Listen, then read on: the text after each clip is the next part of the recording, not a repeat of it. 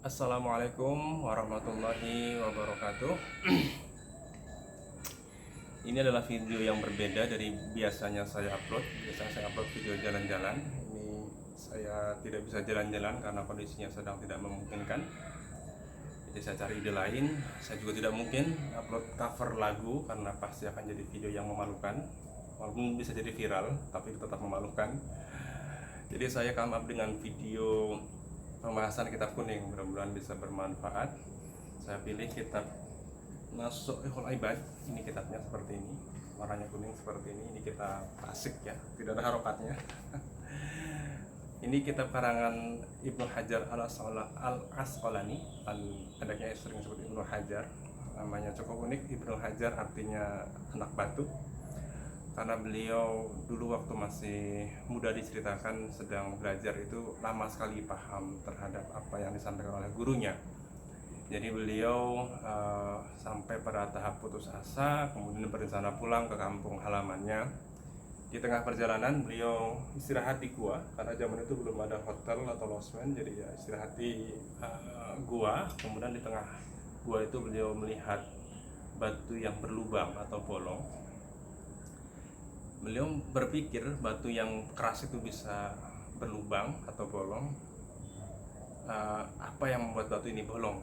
Kemudian beliau melihat ke atas, ternyata ada tetesan mata air yang jatuh satu tetes demi satu tetes secara konstan.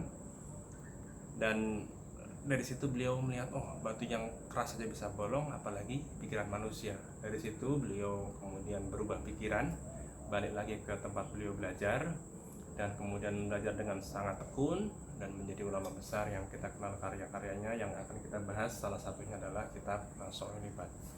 Kitab ini disyarahkan oleh Syekh Nawawi Al-Bantani, atau yang disebut juga Syekh Muhammad Nawawi Al-Jawi, karena di zaman dulu tuh lebih sering membawa nama daerahnya, seperti Imam Bukhari dari Bukhara ya.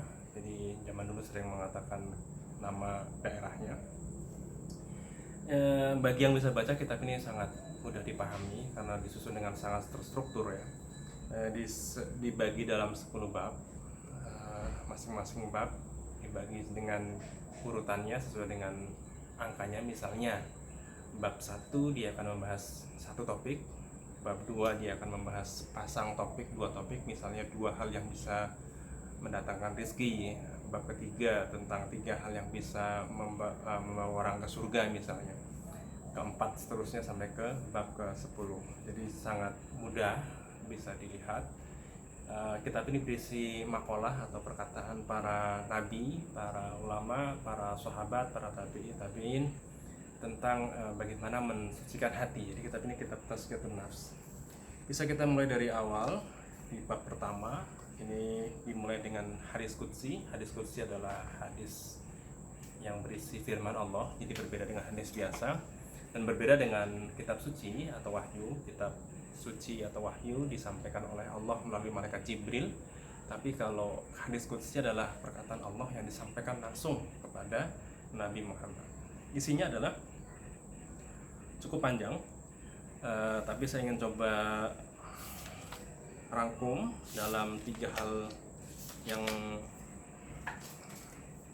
secara umum bisa diambil dari hadis cukup panjang ini. Yang pertama adalah kebutuhan kita sebagai makhluk kepada Allah. Jadi disebutkan dalam redaksinya bahwa kita adalah makhluk yang telanjang kecuali yang Allah beri baju, kita adalah orang-orang yang kelaparan kecuali yang diberi makan oleh Allah. Jadi memang kita ini sebagai makhluk senantiasa selalu butuh akan rahmat Allah. Ini juga yang membedakan antara makhluk dengan khalik. Makhluk itu pasti butuh rahmat Allah. Sekuat apapun manusia, mau jago kungfu, karate, tai chi, taekwondo, silat segala macam, kalau memang takdirnya Allah itu meninggal ketiban pohon atau jatuh dari pesawat, dia tidak bisa menolaknya walaupun dia ahli bela diri. Jadi memang semua itu Allah yang menentukan. Jadi ini menunjukkan bahwa Allah itu adalah pencipta yang berkuasa secara penuh atas makhluknya, dan kita sebagai makhluk adalah zat atau makhluk yang butuh kepada Allah. Ini adalah pernyataan Allah untuk menunjukkan ketuhanan Allah. Kemudian di bagian kedua ini adalah menunjukkan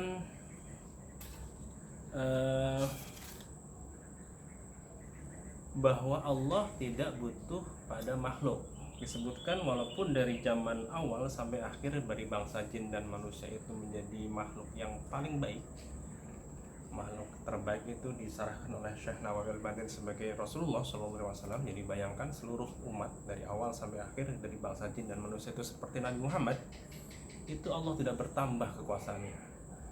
Kemudian dilanjutkan dalam redaksi hadis berikutnya bahwa kalaupun seluruh makhluk ya dari awal sampai akhir bangsa jin dan manusia itu menjadi makhluk yang paling fajir ya, afjur qalbin wahidin, yang disarahkan oleh Syekh Nawawi Al-Bantani sebagai iblis. Jadi seluruh makhluk dari awal sampai akhir, manusia dan jin itu jahat seperti iblis, itu Allah juga tidak akan berkurang kekuasaannya.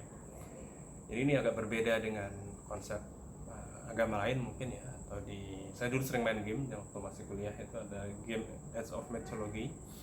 Itu kalau dewanya tidak disembah dia akan menjadi lebih lemah, akan kalah sama dewa yang lain. Tapi kalau yang menyembah banyak dia akan menjadi lebih kuat. Nah, ini tidak terjadi pada Allah. Mau disembah, mau durhakai tidak akan berubah, karena memang Allah tidak butuh makhluk. Jadi, pertama bahwa makhluk butuh pada Allah, yang kedua Allah tidak butuh makhluk. Yang ketiga, ini adalah redaksi yang menyampaikan bahwa ketika seluruh manusia dan jin dari awal sampai akhir itu minta kepada Allah dan segala hajatnya itu dipenuhi oleh Allah Subhanahu wa taala, Allah tidak akan berkurang kuasanya sedikit pun. Jadi ini menunjukkan bahwa Allah itu maha kaya dan maha berkuasa. Jadi minta apapun, sebanyak apapun dari awal sampai akhir tidak akan pernah mengurangi kekuasaan Allah. Ini juga kembali menegaskan bahwa Allah adalah Tuhan yang sangat berkuasa, yang berkuasa, maha kaya dan seterusnya. Jadi kita sebagai umat Islam tidak salah memilih Tuhan Allah yang sangat berkuasa, dan ini adalah salah satu nikmat paling besar yang kita dapatkan sebagai orang Islam, yang disebut sebagai nikmat Islam. Dari hadis yang cukup panjang ini mungkin kita bisa ambil hikmah. Yang pertama, kita tidak boleh sombong karena kita hanya makhluk, kita tidak bisa apa-apa kecuali Allah berikan kekuatan. La haula wala quwata illa billah. Jadi tadi sejago apapun dia bela diri, kalau memang takdir dia mati ketabrak becak misalnya, ya itulah takdirnya. Bukan berarti setelah dia jago bela diri dia bisa selamat dari tadi misalnya ditabrak mobil atau kejatuhan pohon. Yang kedua, kita harus pasrah sebenarnya kepada Allah, karena kita itu hanya makhluk yang tidak berkuasa apa-apa, tapi kita punya Tuhan yang sangat berkuasa. Kita pasrahkan saja segala urusan kita kepada Allah, nanti Allah yang akan menyelesaikannya. Mungkin bahasanya agak susah dipahami secara praktis, tetapi itu dulu kita tanamkan dalam hati kita bahwa Allah lah yang menguasai kita, memenuhi segala hajat kita. Nanti Allah akan memberikan jalan dengan cara-cara yang Allah sediakan kepada kita, sehingga kita bisa lebih tunduk hati kita kepada Allah ketika ada masalah, atau ketika kita tidak puas dengan suatu keadaan, kita bisa kembalikan kepada Allah bahwa kita sekedar makhluk yang selalu butuh kepada Allah, kepada Tuhannya. Sebelum 10 menit saya akhiri video ini, karena kalau udah terlalu lama nanti akan membosankan. Ihdinas siratal mustaqim. Wassalamualaikum warahmatullahi wabarakatuh.